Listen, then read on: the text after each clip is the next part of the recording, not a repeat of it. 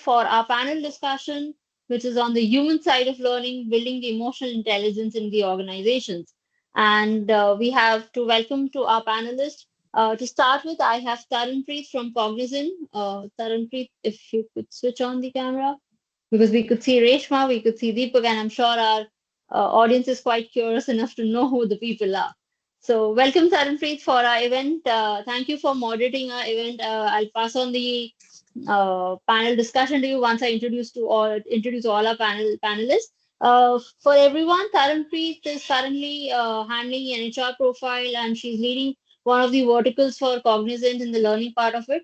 She's got quite a diverse portfolio, and she's been handling multiple geographies. Welcome, Taran. Thank you for being on our panel. We have Reshma. Reshma has got 15 plus years of experience. Again, handling a diversifying portfolio with CGI. She's from the L&D team of CGI and handling at the APAC region side of it. And now what I personally know Reshma. I've been interacted. I've been personally working with Reshma. Fantastic profile and handling the emotional side of it. I'm sure your inputs will definitely add in quite a value to our panel discussion. Hey, hi Deepak. We have Deepak from Axilia. I'm keeping it very quick and short because we've already started very late. Since we were waiting for our panel, for our participants to join, for our delegates to join. So Deepak is from Axilia, quite a strategic thinker, handling HR, coming from the aviation side of it, and now on the L&D side of it. Welcoming all of you all. I pass on the panel discussion to Taran, and Taran request you to please take it ahead from here. Thank you. Thank you so much, Shraddha, and thank you so much for the warm welcome. And a very warm welcome once again to both our panelists, Deepak and Reshma. So, very good afternoon to everyone who has made for this session. I would like to personally welcome to today's panel discussion, which Shraddha already mentioned is on the human side of building emotional intelligence in organization. While I'm thrilled to be moderating this insightful conversation, where we are going to explore how our emotional intelligence, which is just not a buzzword, but a transformative force in learning and development. And I'm sure we all believe that at our organizations, we evolve in hybrid and distributed environments. The ability to connect, empathize, and lead with emotional awareness has never been more critical. Today, we are going to unpack how our EQ can be embedded into our learning program, how it shapes our culture, and how we can measure its real impact. We have structured this discussion into four segments. Section one, we are going to focusing on the laying the foundation, where we hear from Reshma and Deepak on defining how EQ is prevalent in L&D space, and how relevant it is in hybrid workspace. Section two, we dive into practical strategies, and we get to hear, real world examples and tools that our panelists would have worked on. Section three is mainly focused on how EQ can help drive cultural transformation, and we'll hear it as we move towards that section. Finally, the talk outcome: how do we measure the ROI on EQ training? What are the metrics that matter most, and what long-term benefits organization can reap if they start investing in emotional intelligence? So, with no wait further, let's get started with segment one, and I'll turn to Reshma to kick off us with her perspective on defining emotional intelligence in the workplace learning context. Over to you, Reshma. Hey, thank you, Tarun. Thank you all. And good afternoon, everyone. I'm delighted to be here. A very, very big thank you to the EduRamp team for bringing us together. And it's a wonderful topic as well. A special welcome to my panelists and everybody who have taken time and joined here. I'm so excited. So, Tarun, to your question, right? I think this is a perfect place to begin. For me, learning never been just about the skills or content. It's truly about human.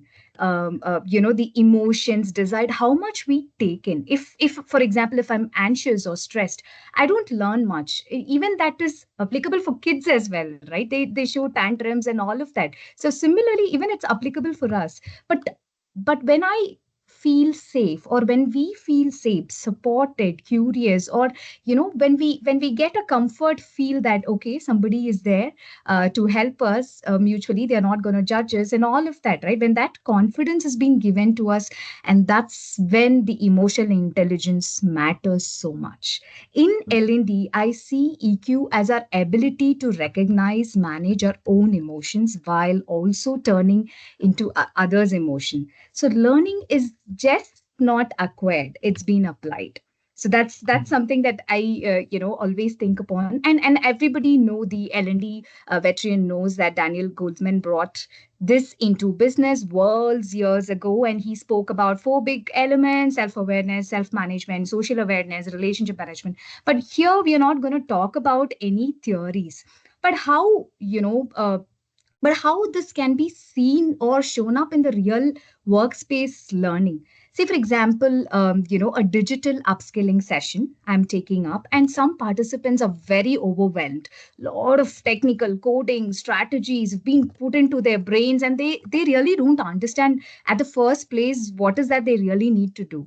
So, as a facilitator, or as the moderator of that particular event, right, or the session, we have to do a simple confidence level of check at this beginning, and we have to give them a space where they're very comfortable with, and it helps them to see their own anxiety, not the content, or there's no blockage in it, right? So that moment of self awareness is more powerful when they see it, and they start engaging differently. For example, the other context I would just like to bring upon is in the leadership programs, as we do, the participants often, at times, maybe receive some 360-degree feedback, where it could be tough feedbacks also, especially at a leadership level. We might not be in the stage to accept things, or irrespective of the hierarchy, right? Anybody doesn't accept, or it's little hard for us to digest certain feedback that's been given to us. And one person, maybe amongst everybody, hardly 1 or 2% or two-third of the population might really go through that kind of stress, right? So that's when we have to provide a reflection journal, a coaching mechanism, a peer-to-peer debriefing mechanism. A learning strategy has to be evolved around it to help the learners process feedback and use it for the growth. So that is something on the self-management. And it's just not about self, it's not about us, I mean the own individual, right? It's also about the peer learning, the group learning is where this really sounds out. So I remember one workshop, Taran, where a facilitator noticed a participant. It was a quite engaging session, and that participant was very quiet. And that session was facilitated by Srilata, my APAC director out here. And she was, instead of just moving out and just focusing on the folks who were diligently answering the session, she pinpointed, and she gave the comfort to that participant to open up and talk.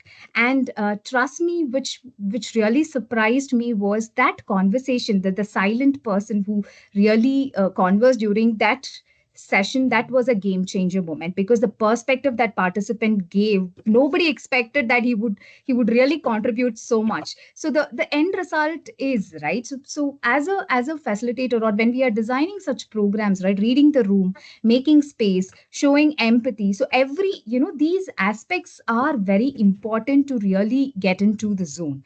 And emotional intelligence today just goes beyond classroom workshop, in if you ask me, right, with platforms like, for example, at CGI level, we use Percipio, which has an AI simulator, and anyone can safely practice tough conversations, reflect, and get feedback without any real world risk. There's no human interventions, and the person need not have to really worry who's going to judge me. So that kind of immersive practice turns EQ from theory into behavior. For me, EQ isn't just left to chance. We design for it, and it's the catalyst that makes learning stick and shapes the culture.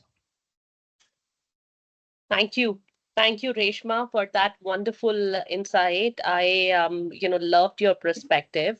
with that, let me move on to Deepak. So, Deepak, after hearing to the side what Reshma has brought in onto the table, that how EQ is important, what do you think that why EQ is more critical than ever, especially in today's hybrid or distributed work environments? Thank you, Tanvi, for that question, and well done, Reshma. I think there was a very good setting the context and setting the scene for what's happening behind the curtains. There is a lot happening. So when it comes to our realistically our life space, I think COVID has changed it completely. That one event that happened, I think we are a completely different workforce. I always remember, and it's a very basic one. So most of the audience would have gone through a communication training, a very basic communication training. And they speak about Albert Mehrabian's principle, where it talks about what is body language's contribution when it comes to communication. So just effective communication. What does it look like?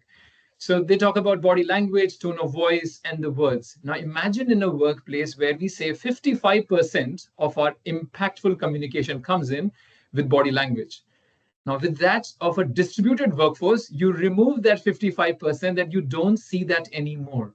Now, that automatically tells us how important or crucial it is for us to understand the emotional cursors and know about them.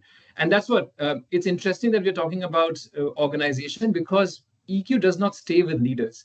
EQ stays with everyone. It's for everyone. And I was reading a very interesting research from Forbes. It's more of an article given in this year, May 2025.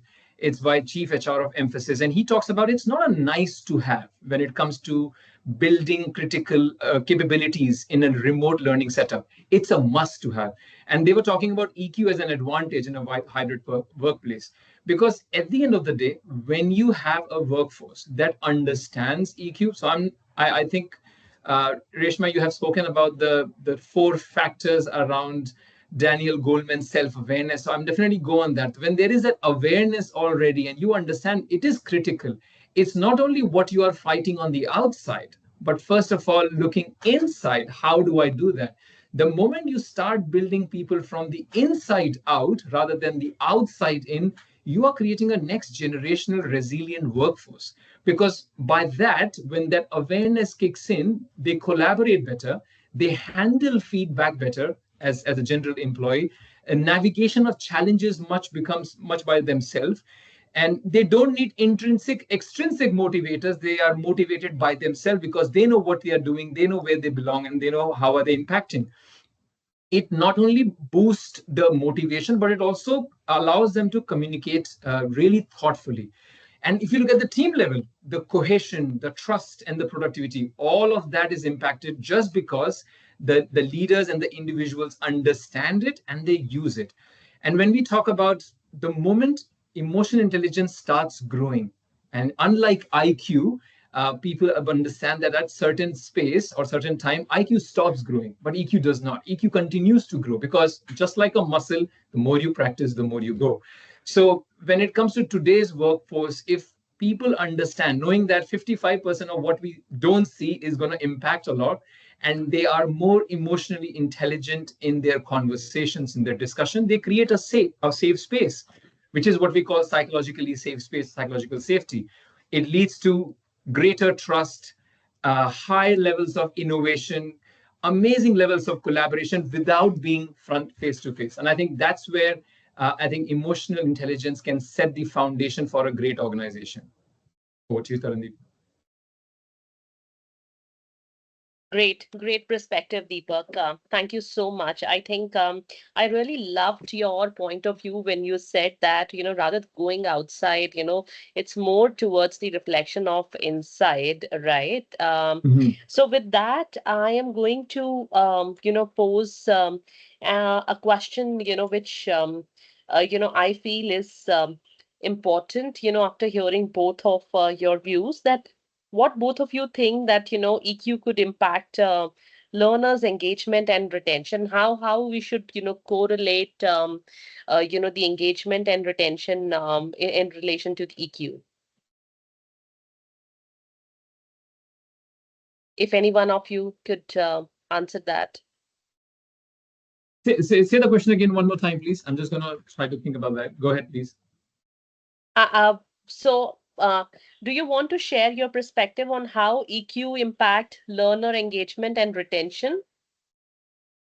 I can go on this one first because I think from a very simple extrinsic way, knowing that you stand outside and when the learning is happening in people's brain, and it definitely has an impact on how people receive learning. And I think me and Reshma both have talked about a space that we create conducive enough for people to absorb information. The moment we do that, the moment we, and I'm going to talk about that in ahead as well, but majorly the moment we start doing that from the get go, it allows people to receive information. I have a very interesting movie that I have seen. I'm sure some of you would have seen this. It's called Monsters Inc. So Monsters Inc. is the movie talks about how these monsters will go to the kids' bedroom, scare them, and they will shout and they will collect energy, and that's how the city used to run. But then they understood that it's not about the shouting, but it's about how the kids laughed. And when kids laughed, they get a lot more energy without scaring anyone.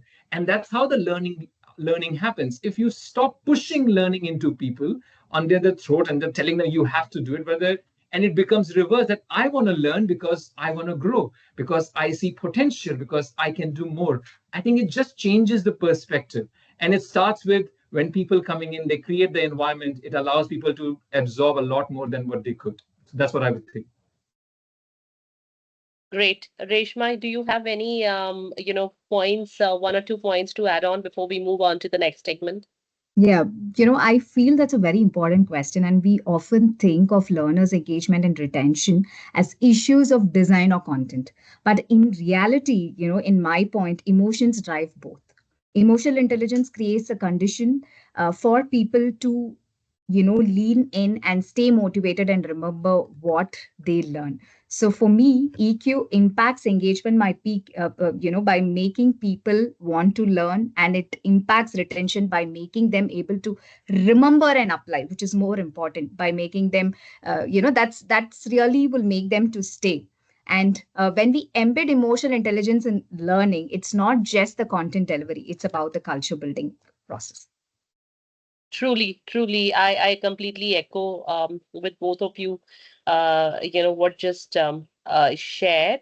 So with that, we move on to the next segment of our discussion. So here we'll be, deep diving into practical strategies, which talks about, how we integrate EQ into leadership development. I know, Reshma, you touched about the same, into your initial question. So let's hear, from both of you. And I think, Deepak, I will go, and would like to understand what do you think that how emotional intelligence, or sorry, how emotional questions contribute to building a psychological safe learning environment? So I think when we talk about psychological safety as a learning environment, I think there are two aspects of it. One aspect of it is creating a psychologically safe space, and I think we have spoken about that quite a bit. And just for the audience to understand, what does psychological safe place means? It just means a place where you're fostering trust, there is empathy, and there is open communication. I think that's all what we are doing.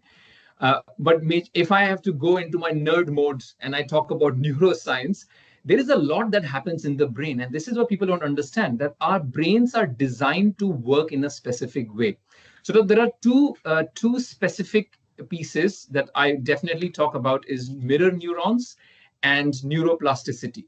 So when we talk about psychological safety and how do we build a place is first thing, you create an environment that is conducive enough for people to learn. When people feel that it's comfortable and I'm not going to be questioned if I have a wrong idea or a bad thought and nobody will see me differently, I am comfortable. The moment that comfort kicks in, I am open, I'm innovative, I'm thoughtful, I'm ready to go wrong, I'm happy to do the wrong things because there is no judgment. The moment you create that space, you automatically foster conversations, discussions, and so on. But from a L&D standpoint, if I have to think about how can we inject that, there are two things that we have to remember. There are two concepts called, one is mirror neurons. The second is neuroplasticity.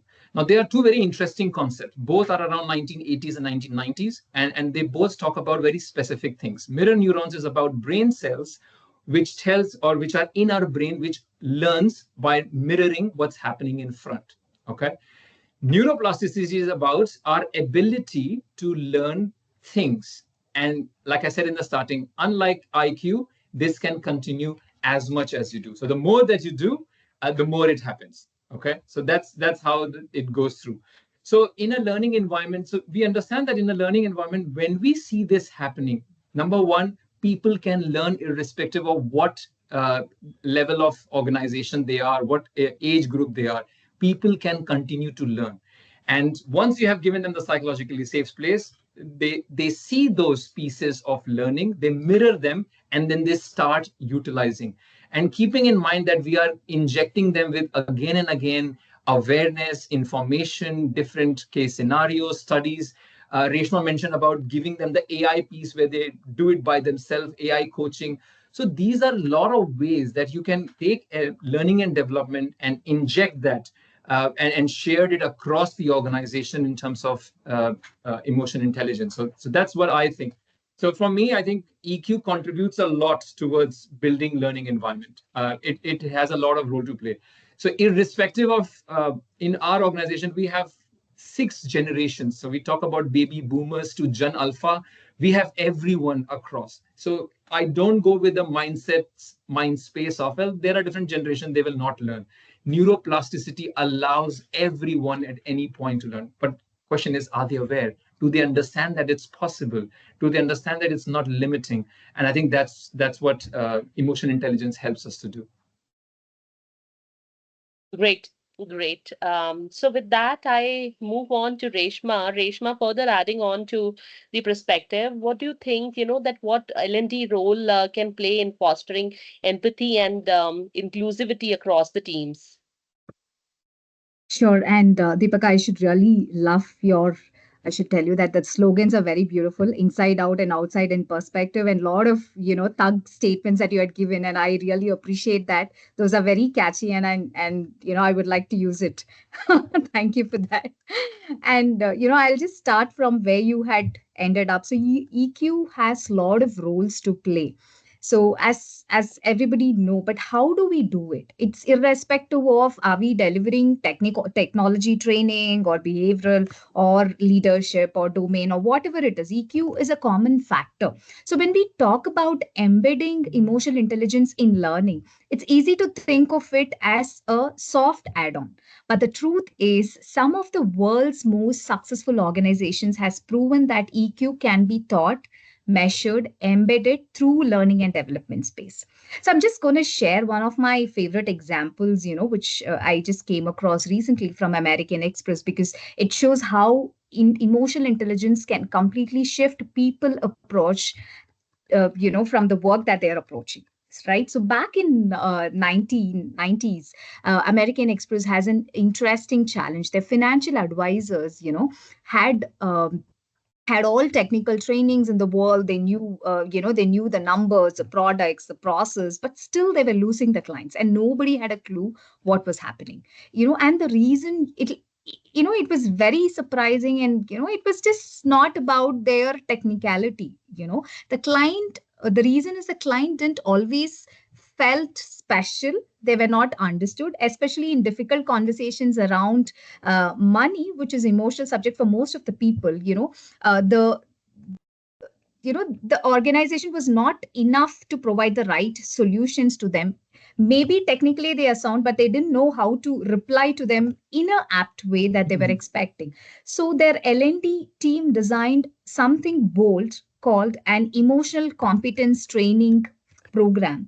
Instead of just more technical modules, the advisors were coached to recognize their own emotional triggers. Okay, they were trying to understand what personally they feel, to listen empathetically. If somebody is talking to them, a simple 6-letter mantra is listen. Just listen, open out your ears, don't talk anything, just understand. That is more important, that everybody have to know. And to manage tough clients, emotions like calmness and understanding has to be there. And surprisingly, everybody was shocked. And, when they proposed this, nobody believed it would turn up. But, after the workshop, right, advisors who went through the program grew their business significantly faster than those who didn't. So, one pilot of it showed a 25% productivity jump, more importantly, and a shift in a culture. Advisors begin building the relationships and just not the transaction, but it completely reframed how they approach the client trust. And this was, around 90s. But the most recent example where we came across from Google is with their research inside yourself program. It started as a mindfulness and emotional intelligence course for engineers, helping them to build self-awareness, focus, and empathy. But it became so popular, it spread across the company and then to other organizations worldwide. So this shows how EQ programs can scale into culture change. So both these cases, right, whatever we spoke, reminds that when L&D designs a program around empathy, awareness, and relationship skill, it's just not about learning a new competency. It's about how the transformation happens, the people, how the people engage with the clients, colleagues, teams, and that's where the real business impact comes from. Over to you, Taran. Great. I think that makes me really inquisitive. And let me, go back to the next question. Over to you, Reshma.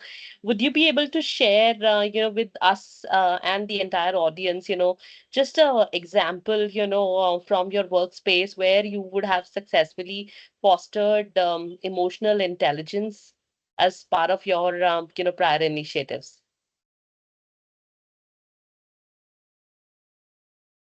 Sure. I would like to just re-pitch the pointer that I spoke about, the AI simulator, which is a tool, because we strongly believe the learning have to go to the all the levels, across, irrespective of the resignations. And the self-paced learning platform, CGI is an organization who strongly believe in pull learning than the push learning. So one example I would like to bring it up is, the new manager, who have been recently promoted or who have been hired, right? So it's always a factor where they are technically strong, or in their process they're very good at it. But to convey, just for example, there is a urgent client requirement, and their reportees have to close some tasks within the deadline.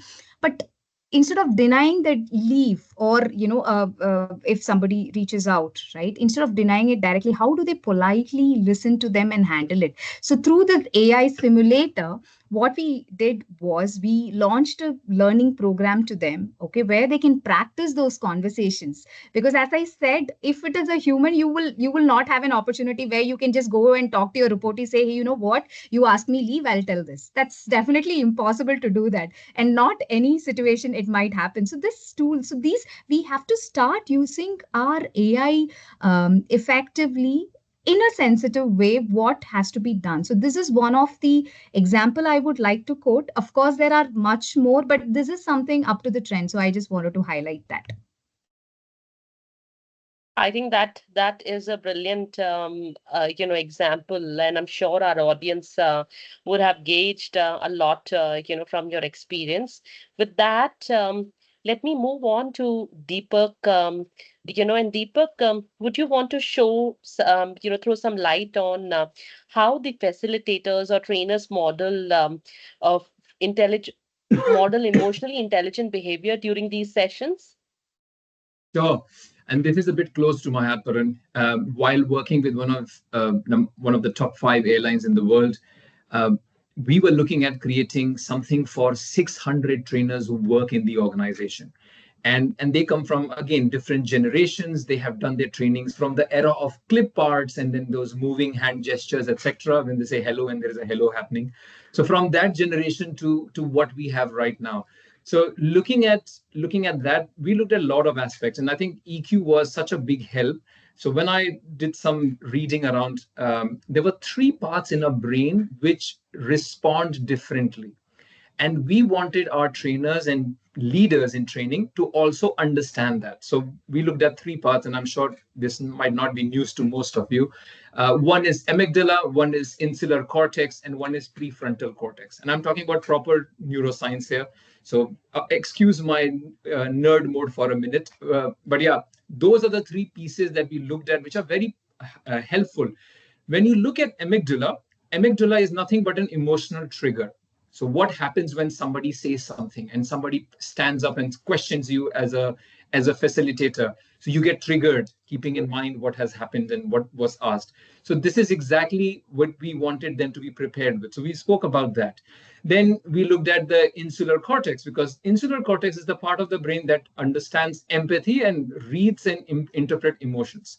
Then the third part is prefrontal cortex, a very popular part of the brain, because all the self-regulation of how our response comes out and our emotional perception comes through this. So these were the three pieces we thought about. So when we looked at our facilitators and everybody who's going on the stage, we created pointers that addresses this. So for example, I spoke about emotional triggers. So one of the things is about pauses. So when you're responding to scenarios, you don't have to respond immediately because you have been charged with a question. Pause, and sometimes just thinking about and utilizing the audience before you answer yourself. So a technique called a relay. So get the question and relay it to the team. And then the time you're processing the answer in your head. So we looked at those pieces, and that was very, very helpful. The second part was insular cortex, to look at how the empathy part can be awakened in our trainers and facilitators. We asked them to use validation language, like, that's a great perspective. Many people in a scenario like this think very similar. Or listening to your emotions, I know why you sound so frustrated. I totally hear you. So just having those validation language helps trainers a lot. And looking at the body language, the subtle cues of how the position has changed and how they are going through that. So that was also embedded, and I think that was very helpful. The last one was prefrontal cortex, because that is all about emotional naming and self-regulation, self-reflection. So a lot of internal reflection happens on what am I feeling, what is happening, and what should I do about it. So even if you are charged with something which has nothing to do with you, it's something an organization level challenge, but now you are in front representing organization. So how do you address that? And that is one piece that they said, that in this scenario, if you are taking care of your amygdala, and Daniel Goleman talks a concept called amygdala hijack, where you go into the primitive brain, flight or flight. So if you have not gone there and you're still there, taking a pause, you're understanding, you're using validation language, then you reframe the challenges and you start looking only towards solution.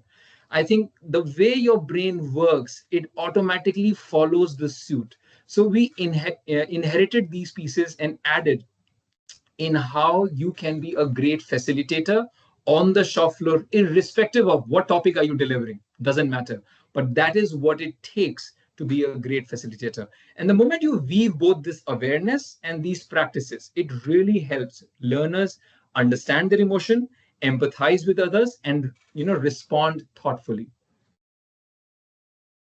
Wonderful. I think you draw a perfect linkage, from understanding the process and linking it with the practices, So that is definitely, very, very insightful and, very, very thoughtful on to your side. Now, with that, we move on to next segment, because we have so far talked about, what is emotional intelligence. We have talked about, some real life examples. We've talked about, how emotional intelligence helps to create a psychologically safe learning environment. So I think it is important and it is imperative, that we give another side to all our, listeners at this point of time, that what is going to be the return on investment. So with Mhm. that, let me move on to the next segment, and let me go back, to Reshma. And Reshma, would you want to share that how do you gather feedback on behavioral change resulting from EQ programs? Perfect. And thank you for that. Because See, anybody can deliver the program, but what really matters is finishing the end result of it. Because measuring behavioral change in EQ, especially EQ specific programs, isn't straightforward. It's not about testing knowledge. It's about whether people show up differently at work. That's why we use, at CGI for most of our flagship programs, we go ahead with 360-degree feedback, which is designed specifically around emotional intelligence behavior as well, right, irrespective of what are the flagship programs that we do. But we also add some elements of this where, post the program, the questions we use are not just generic, they are tied directly to Mm, EQ. For example, discovering client needs, reflecting empathy and social awareness, taking accountability, which reflects self management and motivation, working collaboratively, which reflects inclusivity and relationship management, influencing a client, that reflects, relationship management, communication. We gather inputs from managers, peers, team members, alongside with self reflection. That balance makes the feedback both genuine and trusted. And we just don't do it once. What we usually, most of our flagship programs, what we do is that, and we track the progress at 30, 60, and 90 days.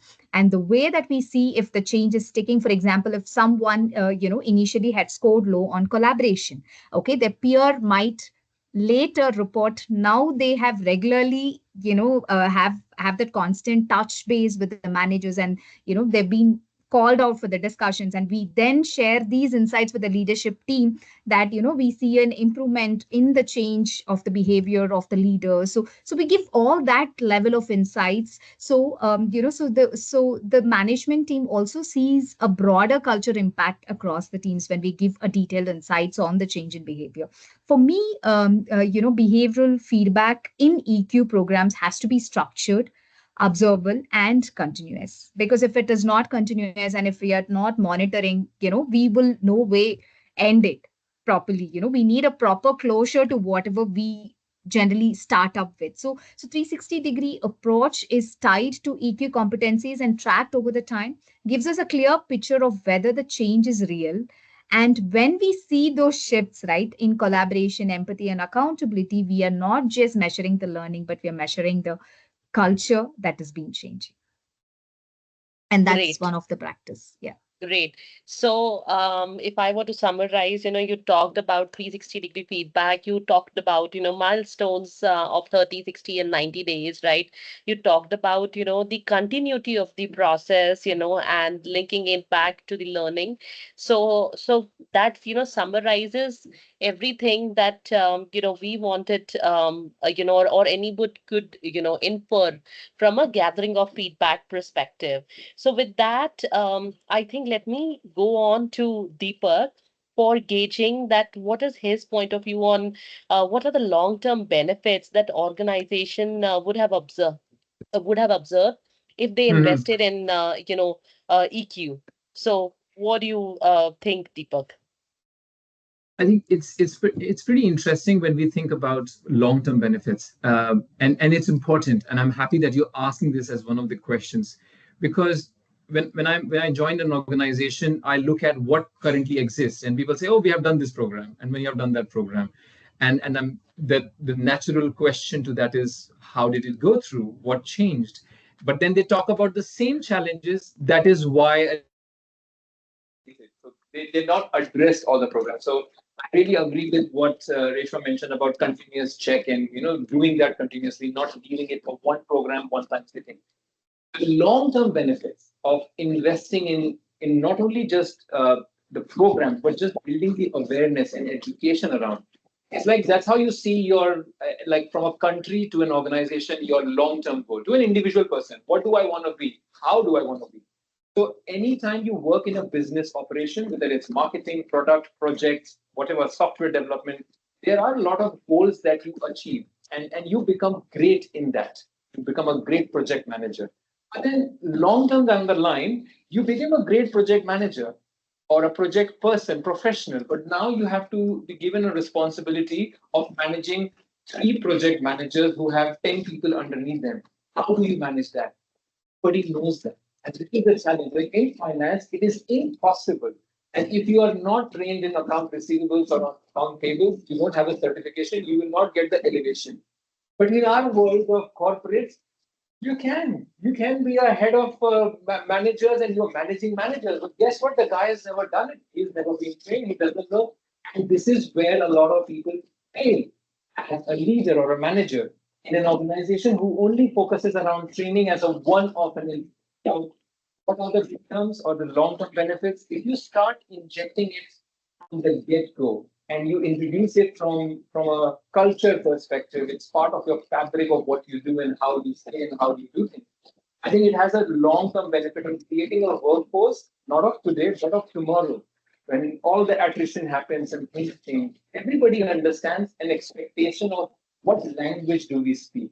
You might have a psychometric tool that allows everybody to knit together and talk about one language.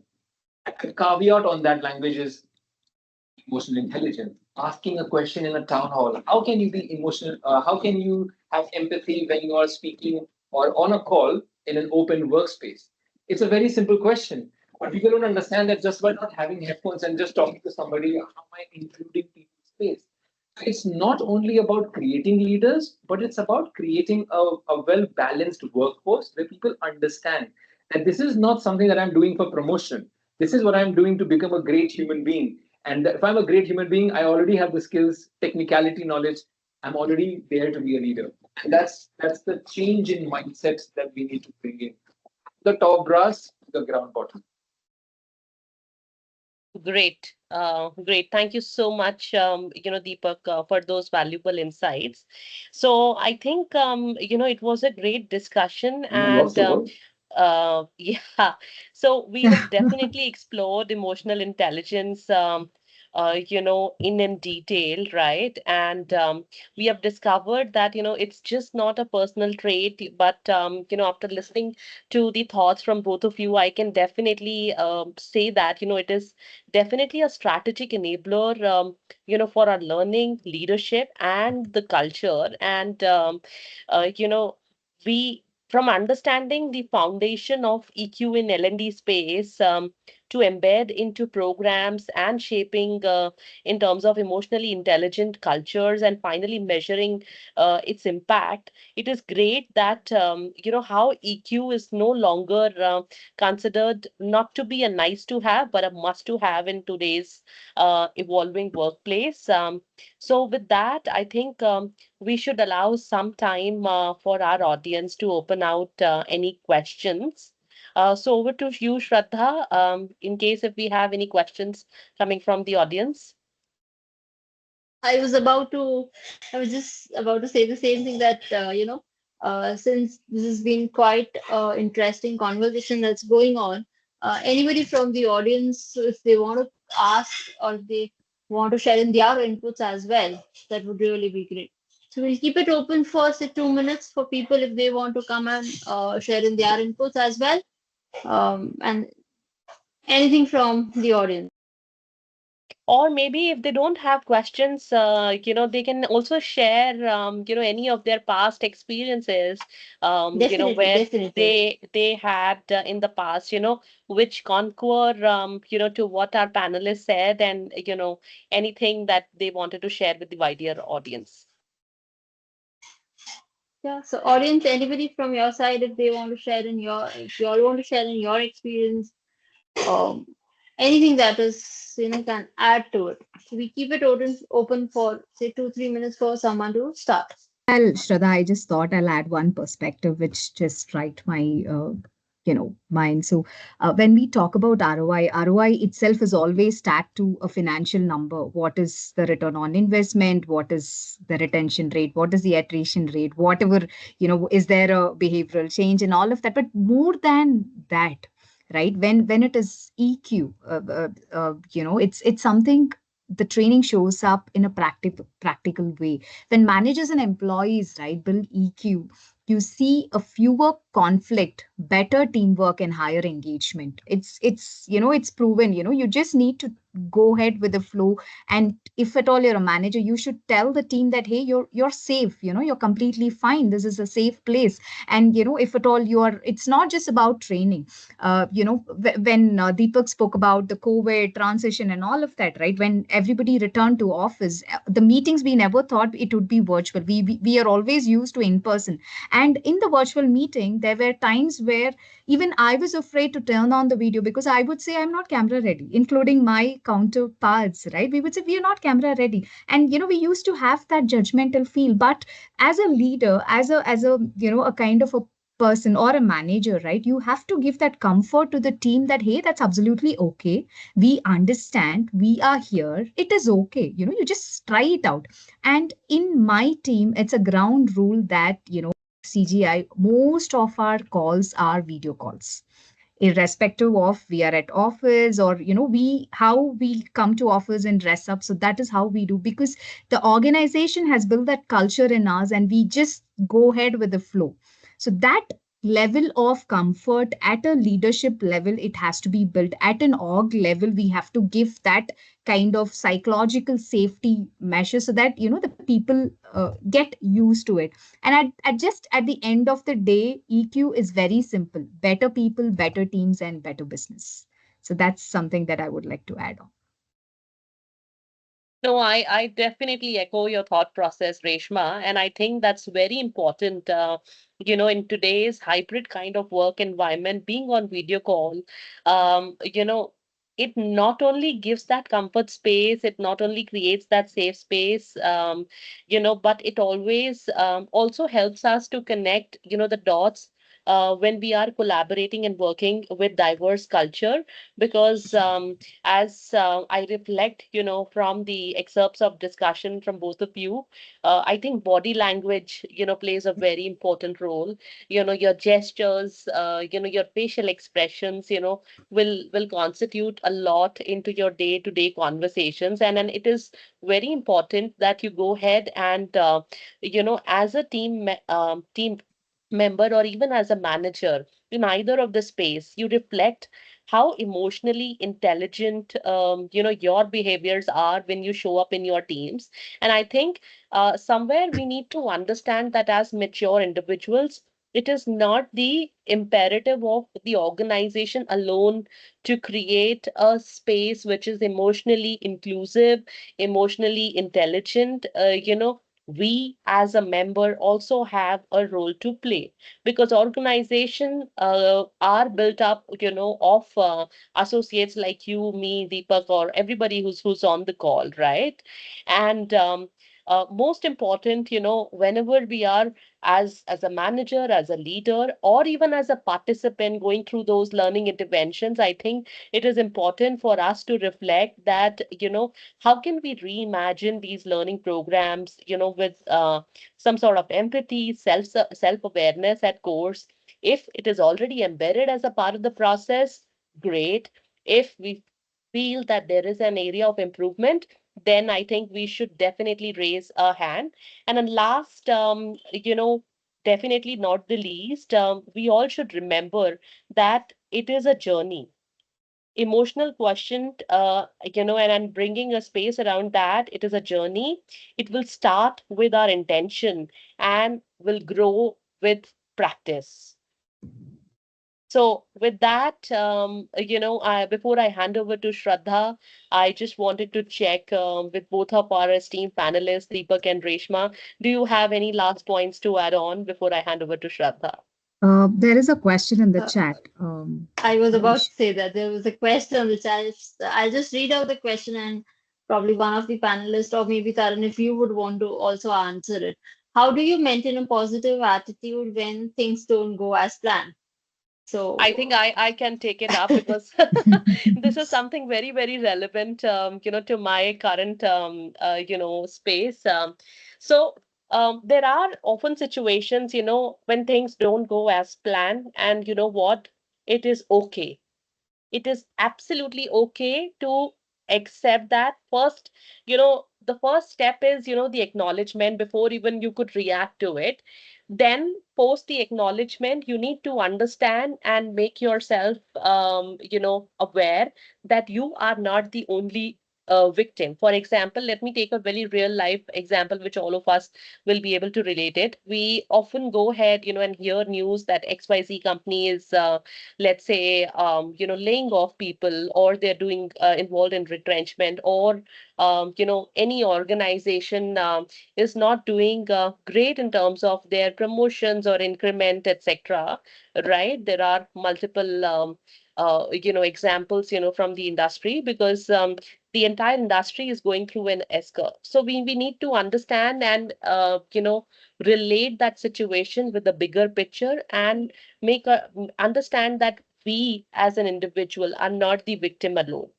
uh, you can also help and reflect, if the organization was to reverse this decision, what it would mean, from an organization standpoint. What are the pros, what are the cons? When you start thinking, and start imagining that bigger picture, you are able to make yourself understand that, it is not about being feeling victimized of the situation. It is about adapting the change.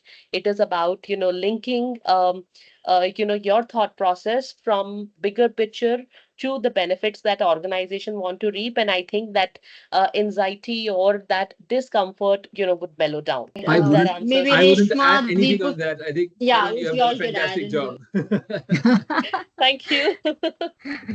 I, Yeah, Probably Reshma, Deepak, if y'all can also share in your views on this question, that would really be great.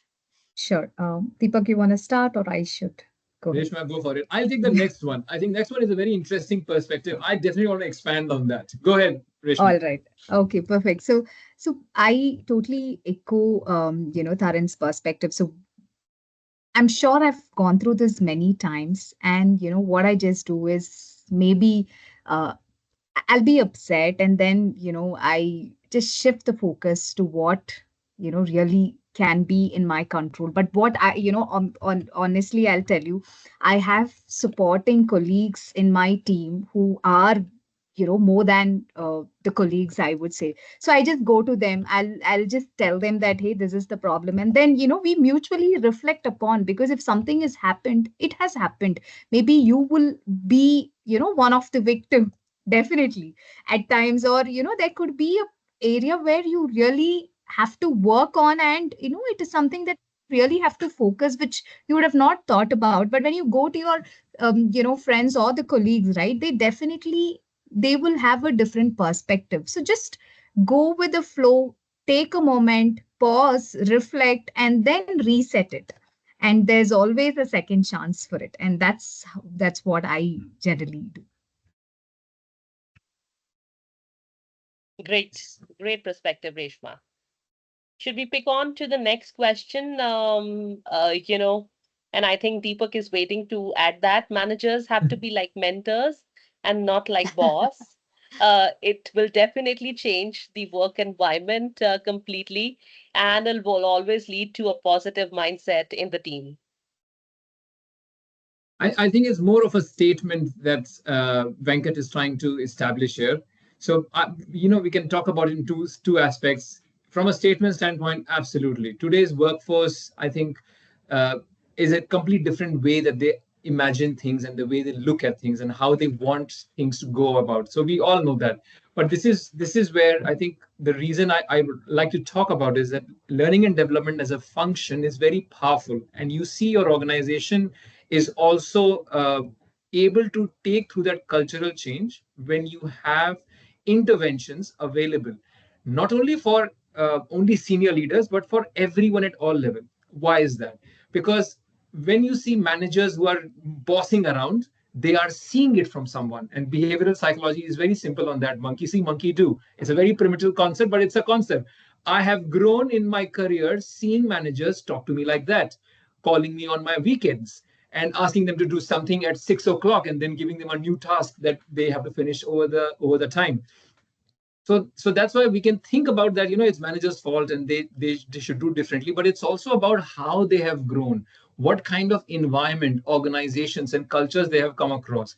And this is where it is pivotal for learning and development as teams to bring this awareness within the organization, and obviously start from the top and then go bottom down. But it should be something that, if it's understood very well, who doesn't want to be a great parent? Who doesn't want to be a person or a parent that is recognized and loved by the children? But there are some instinctive behaviors that we have, and those behaviors travel from your personal life to your professional life, and we become the same controlling parent when we come to work, because that's how it is supposed to be done.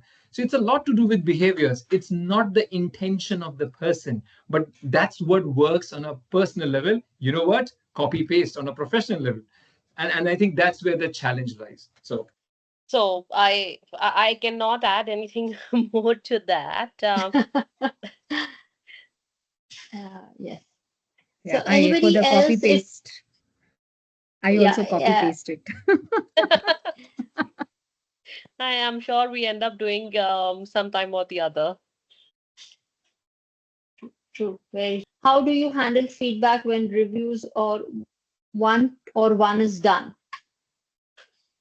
One to one is done. So maybe Reshma, Deepak, Taran. I'm sorry, Taran, I probably took in the last moderating side of it. And I Absolutely, just thought of, absolutely fine. maybe it's good to have your uh, experiences also being shared. So we have a question. How do you handle feedback when reviews or one to one is done? So I think while the panelists take a time to reflect on this question, I just can add, a very brief perspective. See, in order to handle feedback, the first step and a very important one in the process is the acceptance. You know, if you're doing a review or if you're going in a 101 and if you're going with a closed mindset that, either nothing can come from the other side, or if it comes, I'm going to be completely dismissing it. It can become it cannot go very healthy as we would have planned. So the first stage is the acceptance of the feedback, and then you reflect that whether the feedback that has been coined on the table is something which is lying in the uh, area or periphery, which is within your control, or it is outside of your control. And depending upon, which side of which quadrant it is falling in, you will go ahead and, appreciate that, whether you could do something about it, or this is something which is outside your control. That's the best way, to handle the feedback, and then finally wrapping it up and closing it. And bringing back the discussion, to the main subject, what it was initially intended for. Otherwise, your discussions can really go, very off track, very unplanned, and you may not be able to achieve the end objective. So That's a good one there. yeah. And I was about to ask Ajay to. I feel that it's a situation that, if he can tell us like a situation, it will be lovely to explain it even more. But I think you have done justice, Taran, to what information that we have. Reshma, you want to go ahead? Go for it. Yeah, sure. So 15, 16 years back, if this was told to me, I would have reacted immediately. Why did I get this? I'm doing so much, but nobody is even caring about it. Literally, I was literally in the mindset of that. But these years of experience, naturally the experience matters, I would say. But it's not about, discriminating any freshers or the new joiners in the organization, but it comes with certain experiences, right? Definitely you need an experience to accept things. You okay, it happened, that is fine. See, what happens is positive when you accept positivity, when people appreciate you for doing things and all of that, how genuinely you accept. You have to accept your negative feedback also, because people will not manipulate unless there's something had happened. Okay, so maybe we'll have to first sit back and accept things with an open mindset. Receive the feedback, it is okay. See, just see feedback as a feedback and not as a criticism, just as a one of the insight where you can just go and improve on. And over the years, trust me, I have got that skill. I would strongly say I've got that skill because I've seen myself where I was and where I am now. The level of patience, the level of resilience I could personally fit into. And also, one thing I remind myself that it comes from one place of wanting to help me improve. And I also take time to process it before reacting and then focus on the actionable steps I have to take. It's always not easy, but over the time, it happens well. So that's my take on this question. Can I answer this in a different way, but not in an answer way, but just for everyone who is listening, I'm sure you will get great feedback and I'm sure you will get not so comfortable feedback. But if you make it positive, there are times when I tell sometimes guys or girls like, you look great. And they're like, oh, and they go shy and they go in a cocoon. So it's not only the negative feedback. Sometimes people can't take feedback. And and I think that's where we're talking about emotional intelligence. It's about how aware are you about these things. So it's not only it goes in different directions. So you guys have talked about if it goes in a specific direction, what does it look like? And my humble request to everyone, so all those who are on this call, you have already shown that you want to do something better, you want to learn something better. That's why you are here. So just being reading about information or competencies like growth mindset, understanding your self-awareness, self-regulation, these are articles which are not for today. These are like for future. These are not for work. These are for you as a human. So the moment you start investing your brain starts reading this information again and again, you know what? When these things will happen, you know what to do because you have read so much about it. This is why when we know, this is why the fire fighting training happens because nobody is prepared to fight a fire. So somebody has to train them. So similarly for these, if you are not reading about this, when this will happen, your body will go amygdala hijack, you will shout, you will get that email, you will feel like, how can you write about this? And then you go and write that email. And after that, in the day, you're like, oh, I should have not said that. And that is exactly about handling. So handling, one part is what is coming to you, but the other part is what am I doing proactively as a professional to be able to handle this whatever comes through. All right. So that's what I will put it across. Indeed, We that have was great. we I have a think we response. Perfect. Thanks a lot to Reshma, Deepak, and Tarun. We have one question as well. My question is on what can be done to teach emotional intelligence in today's time to young generation entering workforce, especially in hospitality industry. This is a huge challenge. So this question is from Anvesh. Request our panelists to please answer this. Good one. Maybe I'll just start and then my colleagues can take it forward.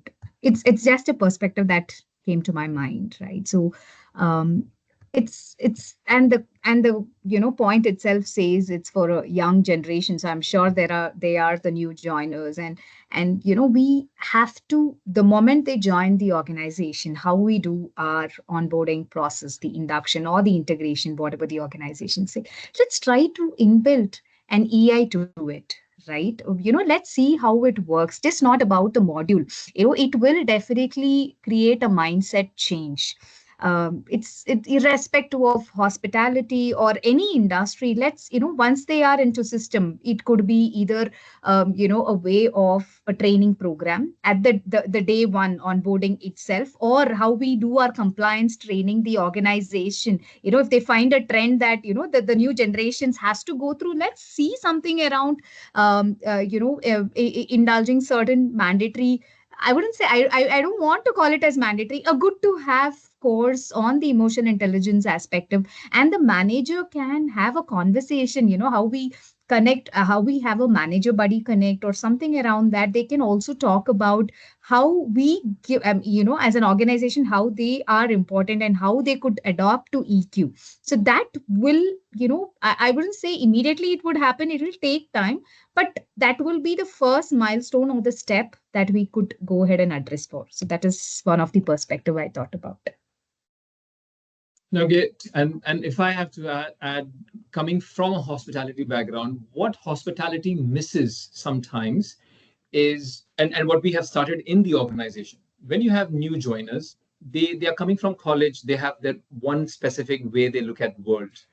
And then they come in and then you put hospitality all over them. That's not the world. This is a different world. You look at with ladies and gentlemen, welcoming ladies and gentlemen. So it's a different perspective altogether.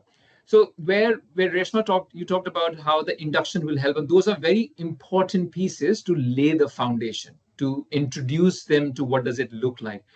Another piece which can start off, and it works in three directions. Direction one, it works for the new joiners. New joiners are looking for not just training, but they're looking for something that stays with them, so that apart from their manager, they can go back and talk openly, because manager is manager.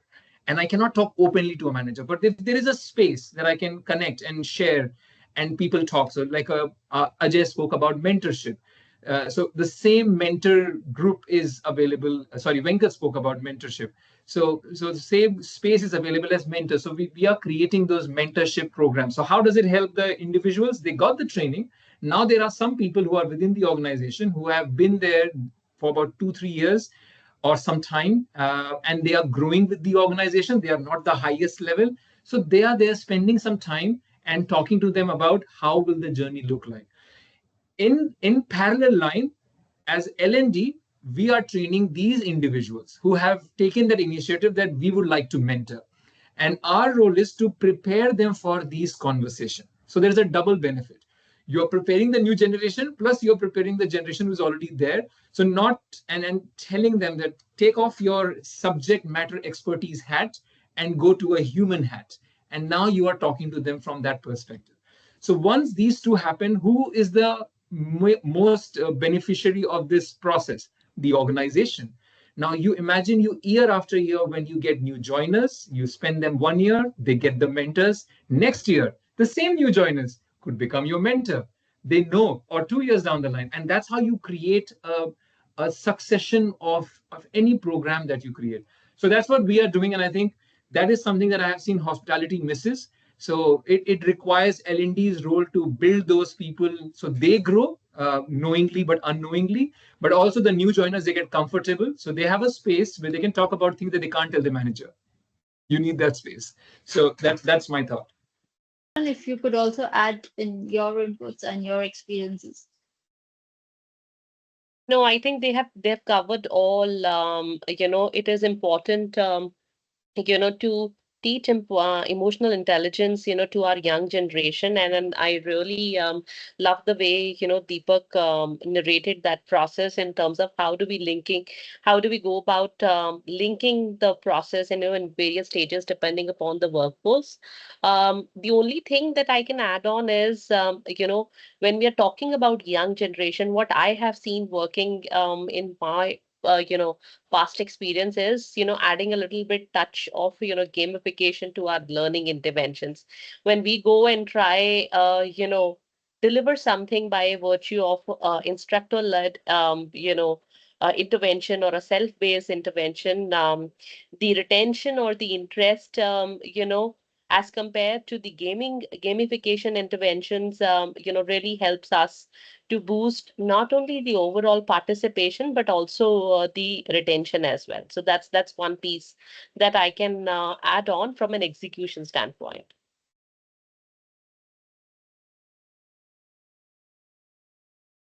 Great.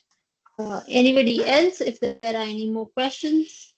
Also wanted to hear speakers' insight on effective conflict resolution among senior leadership, especially managing experiences egos.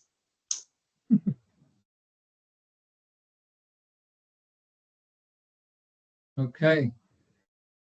I'll take that one. And I'm not going to go dive deep in, but because the topic is emotional intelligence, I'm going to go from that context. So the way I see it, so the organization that I'm currently with, it definitely has, when it comes to the process structures, when you have process structures, when you say those experienced egos, they come in because I know the process, I know how it happens, and that's done. And this is where, as learning and development, the facilitators and the leaders that we are and the knowledge that we own, this is what we do in the classroom. I loved what Taranpreet said about gamification. Whatever we can do to keep it pragmatic, whatever we can do to allow a space where you put all those experienced leaders, all those 15 years of experience. All right, here is the process. How would you do it differently? When you put these experienced leaders in a position where they have to present, that's where you create a fantastic piece of competition, but a very high level of engagement and collaboration. So for me, when people talk about conflict resolution, it is a competency that you learn with time. And if people are having that kind of a retrospective view, there are many ways to do it. But one of the ways is to, as a department, to have emotion intelligence not built as a one training program, but it's an approach. And if you break it down, how Daniel Goleman has done 90-minute sessions and talk about and then give scenarios, how would you do it? How would you handle it? So I think from my side, it's a very good competency to look at. But then questioning and challenging senior leaders while they are in a room, giving them any topic from performance to decision making, I think that definitely helps to understand where the experience lies apart from the process. So yeah, that's how will I answer that. I just add on to what Deepak said. From see, this topic is about emotional intelligence, right? And at a senior leadership team, the acceptance, um, I say always, but it might be a challenge, right? So conflict resolution, among the senior leaders, especially when managing their experienced egos, it might turn. So requires a high level of emotional intelligence workshop or aspects or coaching sessions. It's you can't just say, hey, you know what, you have an anger issue, come and attend this emotional intelligence. None, you cannot do it directly. It's just not an point blank answer. So there is always a way or a coaching plan that's been carved. And when you look at when you look at a role based approach or a capability framework, right, at every level, they have certain set of technical skill sets that we focus, behavioral skill sets that we focus, leadership skill sets that we focus. Likewise, at a leadership level, when you go at a top level, right, maybe when you have 20 years of experience or 25 years of experience, the level of the workshops or the intense training that we give them is all about uh, executive presence, growth mindset. Even Deepak spoke about it. Coaching matters, the mentor, the mentoring aspect. In fact, they will also serve as a mentee. The senior coaches will train them. So all these aspects will be put together for them to handle those elements. And I'm sure in most of the IT organizations, at least this point in time, we have a clear, robust role based learning pathway that's been designed for the leadership team, where active listening, empathy, focusing on the shared goals are the key to success. Sometimes having a neutral facilitator or a coach can help them navigate sensitive conversations. That will definitely happen. Ultimately, it's about fostering trust and aligning on a bigger picture. When that happens, even strong personalities can collaborate effectively. So that is my thought on that. Well said, Rishma. Well said. Absolutely. So I think both of them, Shraddha, brought valuable insights to the table.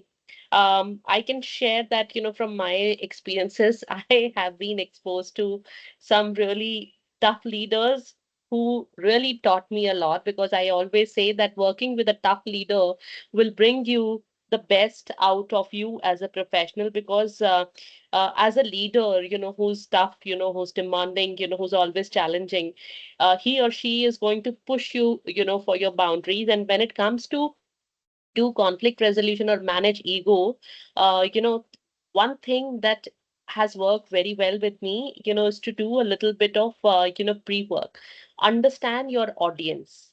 understand their personality styles, understand their, personality traits. And when you are engaged into a conversation, I think a few things, there are three, 4 points that I, keep back of my mind.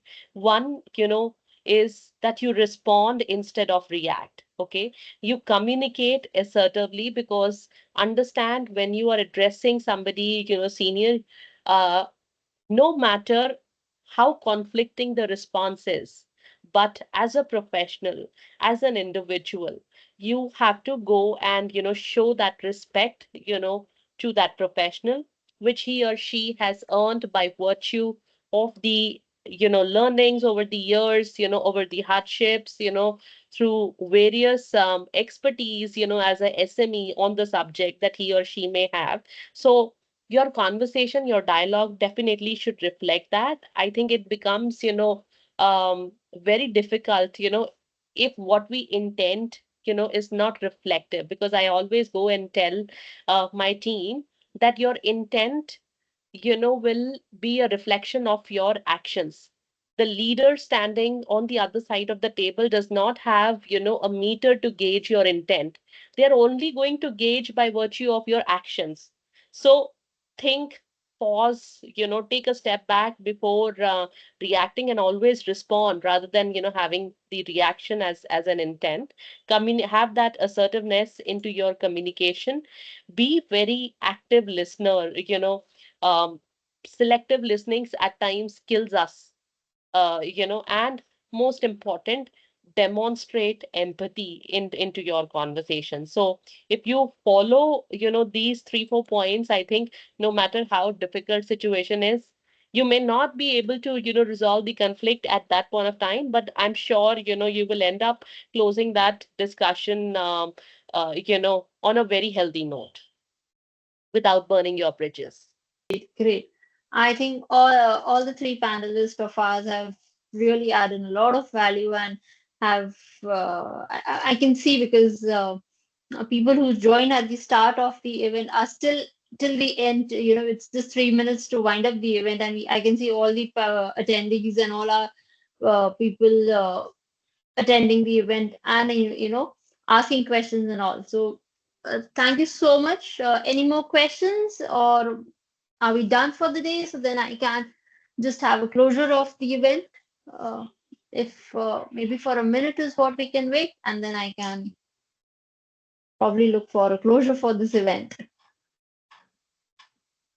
By the time people are thinking on the closing notes, the only thing that I will let stay with people is I wish I knew about emotional intelligence, or I was inducted about emotional intelligence in early span of my career.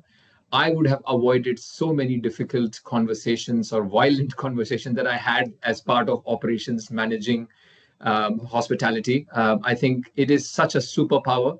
The moment you own that, you own everything. Uh, Nothing is out of your control. So I think it starts with your head. Like I said, it's internal first and then you external, then only you can control. So if I had that superpower, I think I would have been a complete different person, even more far better than what I am today. So it's a skill. So please read about it, get yourself acquainted, build your awareness.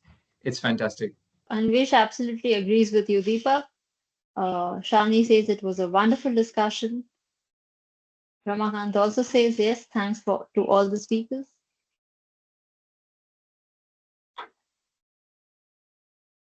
So with this, thank you everybody.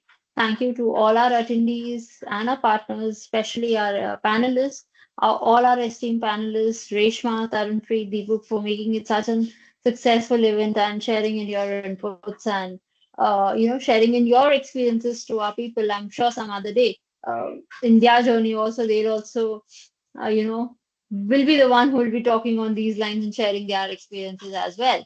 Uh, Thank you everybody. Stay tuned.